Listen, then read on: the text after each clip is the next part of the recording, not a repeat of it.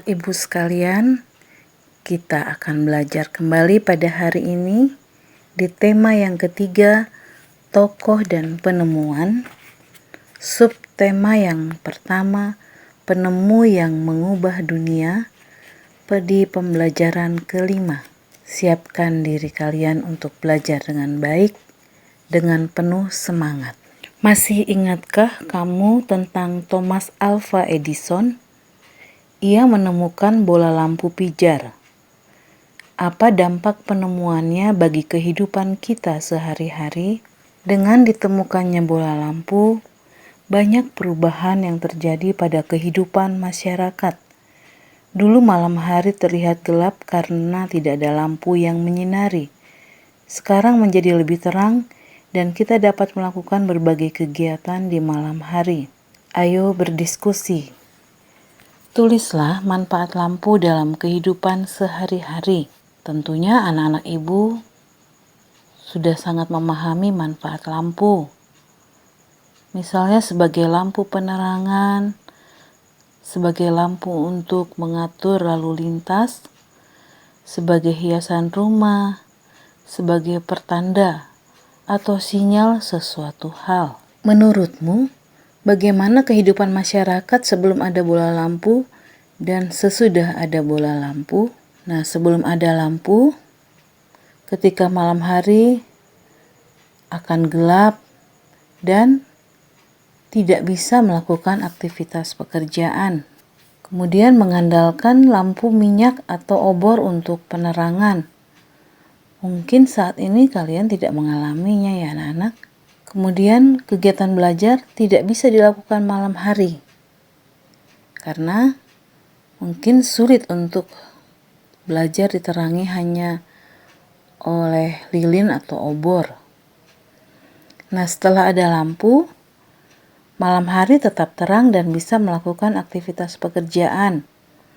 Kita bisa menggunakan lampu sebagai penerangan dan aktivitas kita pun bisa dilakukan kapan saja. Bacalah teks berikut. Terang yang membawa kemudahan. Kehidupan masyarakat dunia berubah dengan ditemukannya bola lampu pijar. Dahulu sebagian besar kegiatan terpaksa berhenti setelah matahari terbenam. Penerangan di malam hari memang mungkin dilakukan dengan cahaya api atau sejenis lampu tempel berbahan bakar minyak. Namun demikian, jenis penerangan ini tidak praktis dalam penggunaannya. Penemuan bola lampu pijar memberikan kemudahan bagi masyarakat dunia untuk memperluas cakupan kegiatannya. Dulu minimnya penerangan di jalan membuat kegiatan harus berakhir demi kenyamanan dan keselamatan pengguna jalan.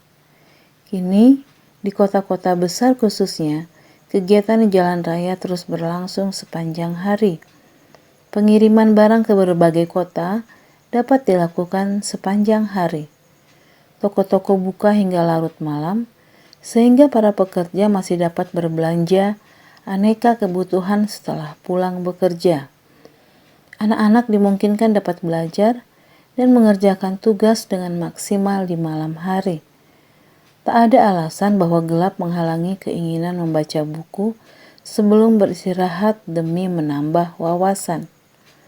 Ketika berbagai kemudahan telah tersedia di depan mata, tidak ada alasan bagi manusia untuk menunda penyelesaian pekerjaannya. Tak ada alasan bagi manusia untuk berhenti mengembangkan diri. Bagaimana perkembangan dari penerangan di dunia? Awalnya sebelum ada penerangan atau lampu, aktivitas menjadi terhambat. Namun seiring perkembangan zaman yang semakin modern, ada bola lampu pijar yang ditemukan, sehingga membantu penerangan dan aktivitas masyarakat bisa dilakukan kapan saja. Apa saja dampak dari adanya bola lampu bagi kehidupan masyarakat? Aktivitas manusia dapat dilakukan kapan saja meskipun malam hari. Kenyamanan dan keselamatan pengguna jalan terjaga. Toko-toko bisa buka hingga larut malam. Pelajar sekolah bisa belajar pada malam hari. Sekarang, amati lingkungan sekitarmu.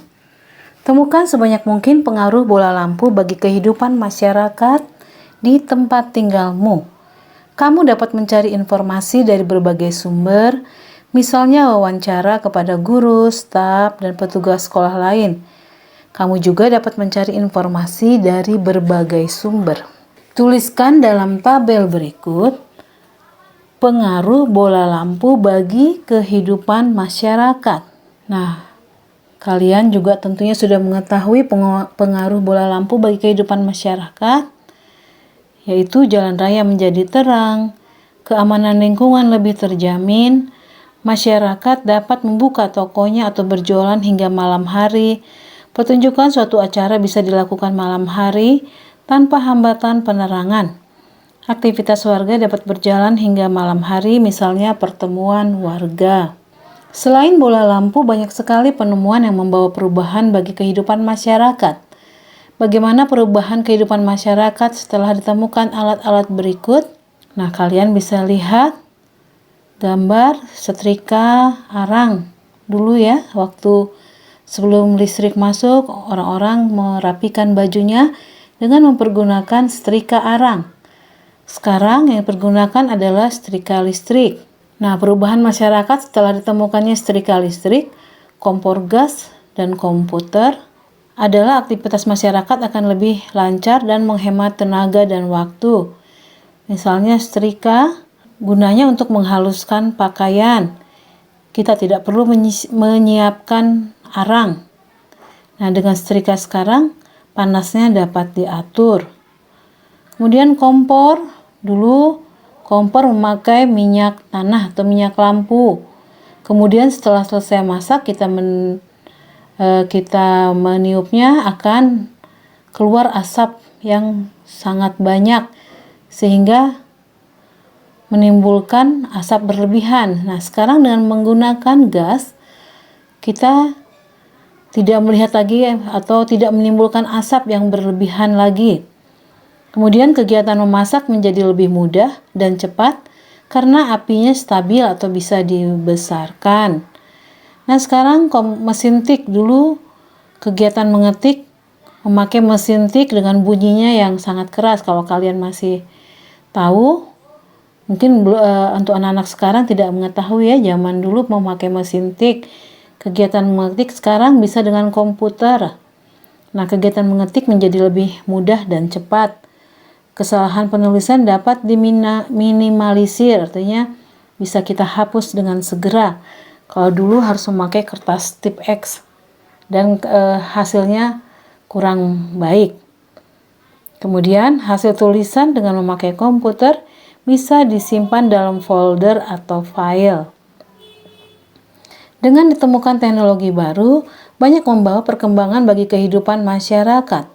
Perkembangan tersebut membawa ke arah modernisasi. Penemuan tersebut memudahkan pekerjaan manusia. Bola lampu pijar yang ditemukan membawa banyak manfaat bagi kehidupan manusia di dunia. Dapatkah kamu menunjukkan diameter dari dudukan bola lampu pijar yang disiapkan? Nah, sekarang ayo mencoba. Pada pertemuan sebelumnya, kamu telah belajar tentang jari-jari dan diameter pada lingkaran. Sekarang kita akan mengenal unsur-unsur lingkaran yang lainnya. Amatilah lingkaran berikut. Nah, kalian bisa mengamati lingkaran ini, kemudian tunjukkan dan jelaskan bagian-bagian lingkaran berikut. Mana yang busur, mana yang tali busur, mana tembereng, mana juring. Nah, unsur-unsur lingkaran itu ada busur. Busur, kalian lihat di gambar ini, A dan C. Busur merupakan garis lengkung bagian tertutup pada lingkaran. Sementara jari-jari yaitu adalah segmen garis yang menghubungkan titik pusat dari 0 dengan sudut titik pada lingkaran. Nah, OA itu merupakan jari-jari. OB, OC. Jadi, jarak antara titik pusat dengan busur itu sama dengan jari-jari. Nah, unsur-unsur lingkaran adalah juring ya, yang diberi warna merah. Kemudian ada tembereng, yaitu OA, OB, dan OC, artinya jari-jari. AB itu adalah diameter, AC itu merupakan busur, AC merupakan tali busur. Kemudian OD, apotema. Nah, sekarang gambarlah lingkaranmu sendiri dengan menggunakan jangka. Tunjukkan bagian yang merupakan jari-jari, diameter, busur, tali busur, tembereng, dan juring. Berilah warna dan tanda supaya menarik. Bagaimana hubungan antara titik pusat, jari-jari, dan busur pada lingkaran? Busur merupakan garis lengkung, bagian tertutup pada lingkaran. Ya, jadi busur merupakan garis lengkung bagian tertutup pada lingkaran. Sementara jari-jari adalah segmen garis yang menghubungkan titik pusat dengan suatu titik pada lingkaran. Jadi jarak antara titik pusat dengan busur itu sama dengan jari-jari. Nah, bagaimana hubungan antara jari-jari, diameter, juring, dan busur pada lingkaran?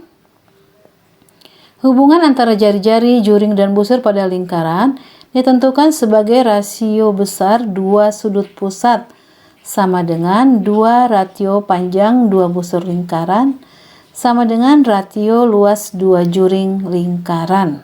Nah, bagaimana hubungan antara busur, tali busur, dan tembereng pada lingkaran? Busur dan tali busur yang melalui dua titik sama akan membentuk sebuah tembereng. Dengan kata lain, tembereng merupakan daerah yang dibatasi oleh busur dan tali busur. Dengan kerja keras dan pantang menyerah, Thomas Alva Edison berhasil menemukan bola lampu. Bagaimana dengan kamu? Apakah kamu telah memiliki sikap pantang menyerah pada saat belajar lingkaran? Sekarang kita akan berlatih kembali bernyanyi lagu Maryam Tomong sesuai dengan interval nada. Tetap pertahankan semangat pantang menyerahmu ya.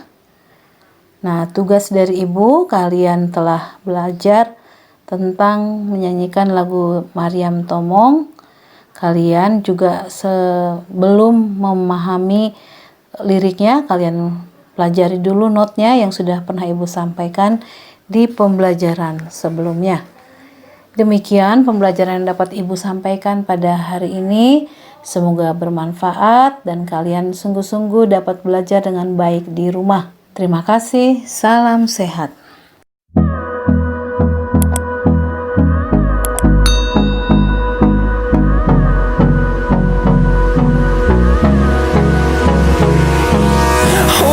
Close till I get up. Time is barely on our side.